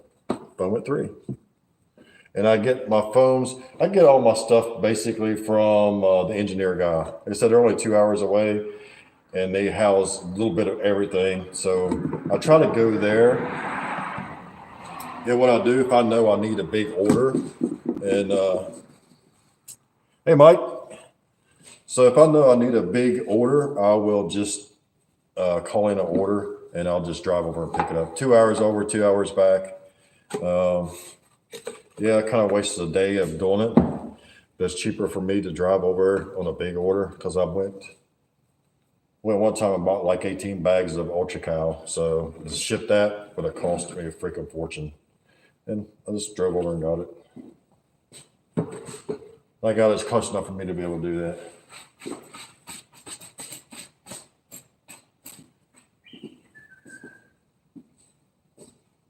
It's getting there, not quite, but it's getting there.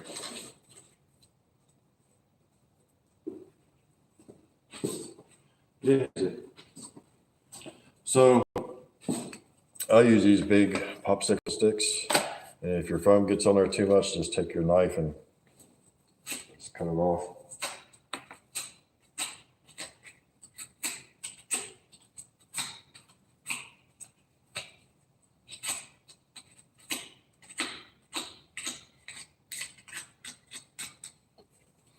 There we go. Now I got, still can use it. Probably the cheapest thing I do, and I'm trying to save it. Don't make sense. All right, so there's our toes. Our toes are done draining.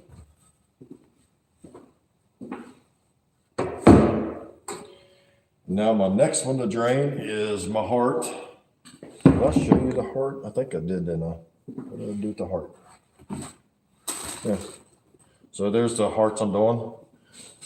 So now these do have soft foam in them, so you can squeeze them. You can squeeze it.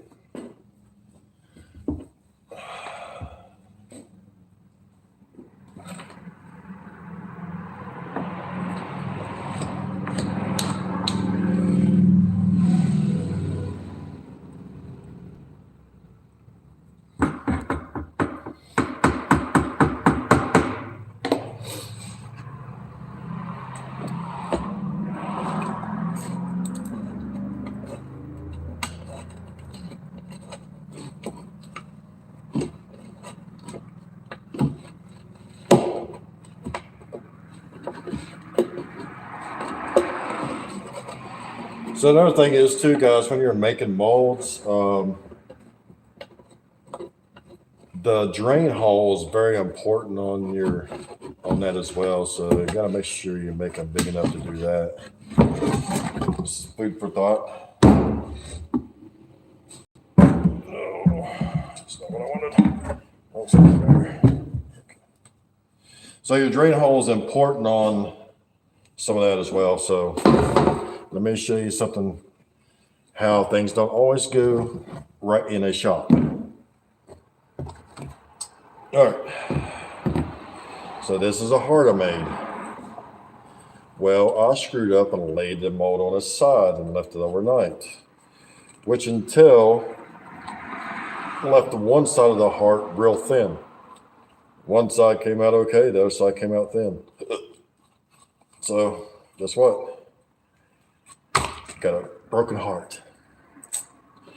So my first heart I did, which one is this one here? This is my first heart I did.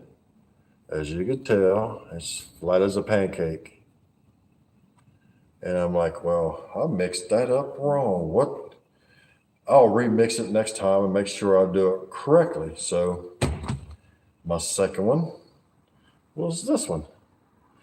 So what happened to this one is, since my drain hole wasn't big enough to drain out of my mold, I left it, even though I left it sit overnight, it didn't have enough air circulation in it, and it left wet latex inside.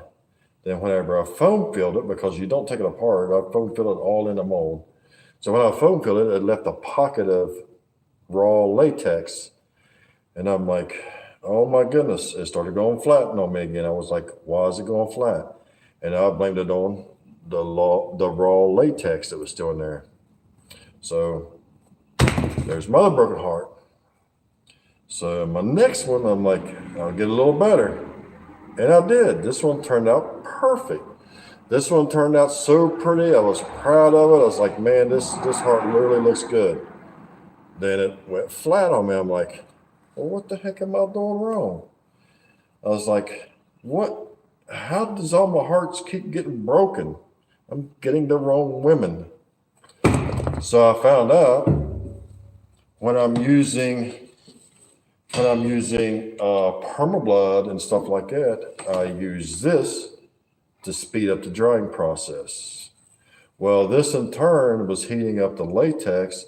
Then it would go in and burst all them bubbles inside that foam. So over 10 minutes of doing that on a heart or so, well, my heart looked good for a couple hours, and you start noticeably seeing it shrinking and shrinking and shrinking. So that's how I ended up with shrunken hearts. I guess if they make shrunken heads, why not a shrunken heart, right? Still looks good. I mean, it's just flat. You know, it's real skinny versus the regular one. So these won't get heat treated. These will just go right to Permablood and no heat. So yeah, a little lesson learned. And how many times did it take me? 4 times. It took me 4 times to learn that. Well, 3 times, 4 times. So even if you get one correct, you might end up doing something else different and screwing it up. So, you know, that's the way it goes.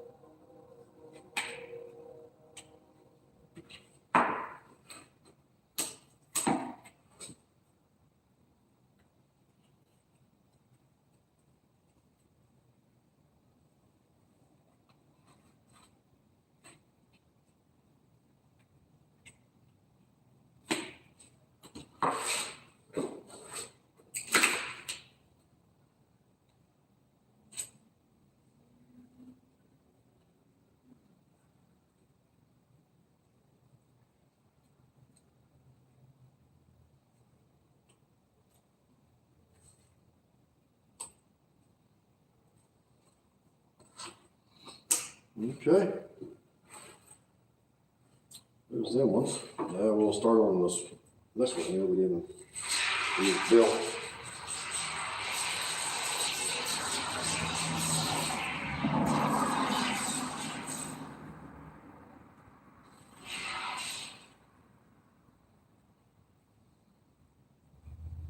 Like I said, guys, if I miss your comments, I'm not ignoring you on purpose. It's just those comments come and go really quick, so I don't really get to see them. Or I don't get to really I don't get to see them, or I don't get to interact with them real quick, or have time to read them real quick. So I do apologize for that.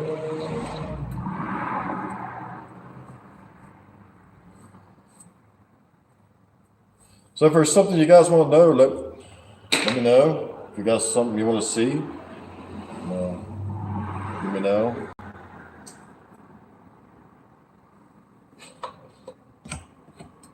Get the mess. I think I've done showed you about everything. I don't know what else to show you. Zombie toes. I'll show you something now. So these here, I sculpted these out of wet clay. And these things are about the simplest things to make. And everybody says, man, that toe is long. It's too long. But once you put that up to your real toe, you'll realize that it's the same thing on size, as you just got real small feet. But these are real simple to sculpt too. And I think I got a video on here that shows how to do that. But they're real simple. So they're gonna make you some zombie toes. Hey, Mike.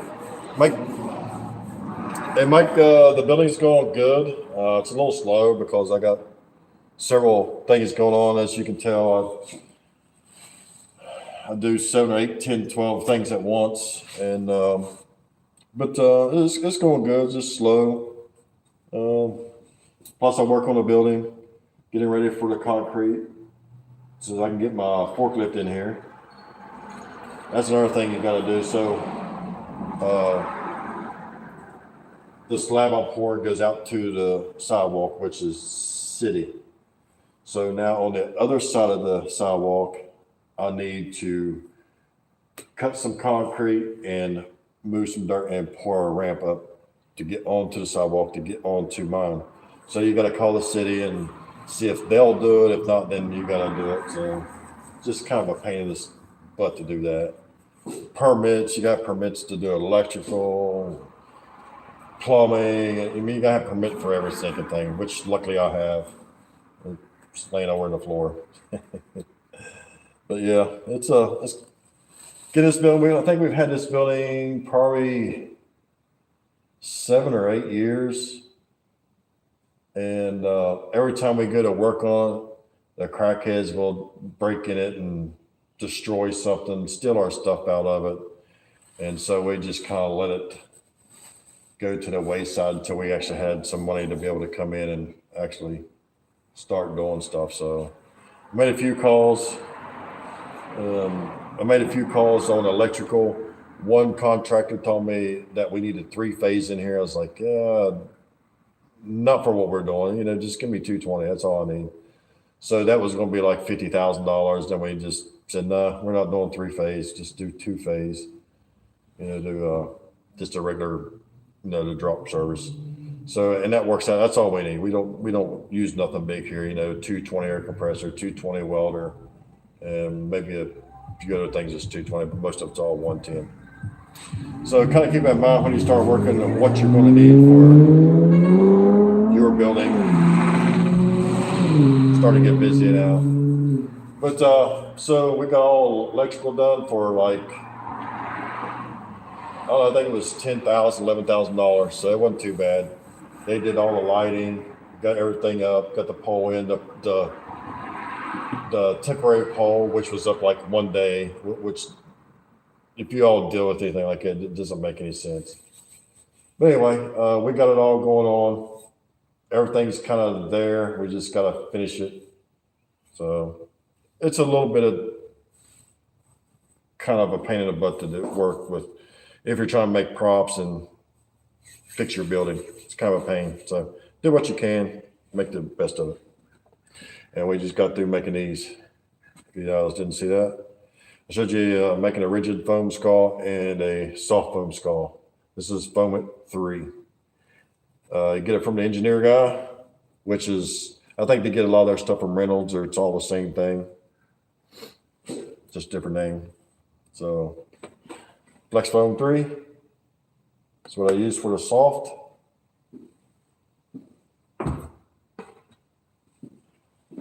£6 rigid foam. That's what I use for the hard skulls.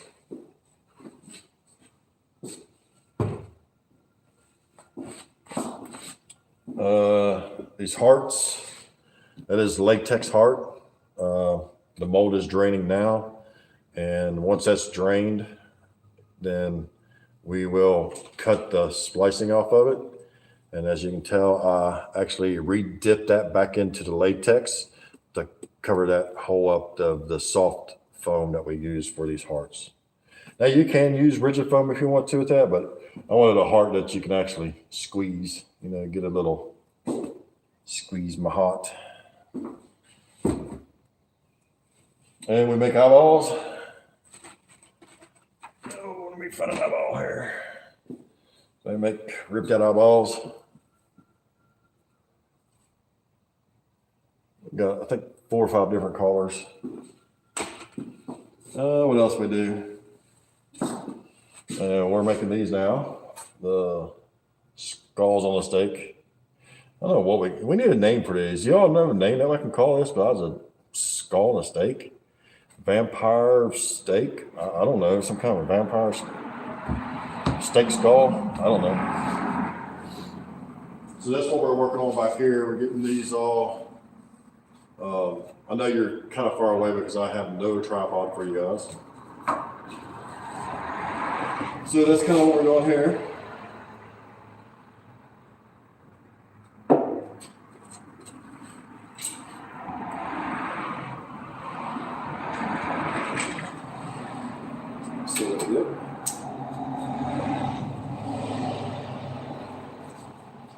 So this will be kind of what it'll look like once you get your foam on there. Now you can get it strung out a little bit more. Now this is just kind of the basics of your foam. And once you get that on there, then you'll start latexing everything once it sets up. All right, guys, I think we'll get off here. I think I've done bored you guys shitless. So maybe we'll go do a live if y'all like the lives. Maybe we'll do it again. So voodoo-ish. Yes, Monsters, it does. They do look kind of voodoo-ish. And I'm trying to get it down pat where I can get this section here down a little more blacker, if that makes sense, a little darker. Yeah, no problem, Ray. Anytime, man. Like I said, I didn't know. I don't even know what the quality of this video looks like. If it's shaky or shady or in and out on your guys' end. I hope it isn't too bad. If not, then I'll know that it's okay to do another live eventually. But I figured I'd come on here and kind of just show you around a little bit what I got going on and just aggravate the shit out of you. So kind of the deal. All right, guys, we appreciate you. And I'm going to have to figure out how to turn you off here because I know it's going to say stop video wherever it's at. Let's see. You know what? I should have just shared this stuff out and I didn't. All right, guys. See you next one.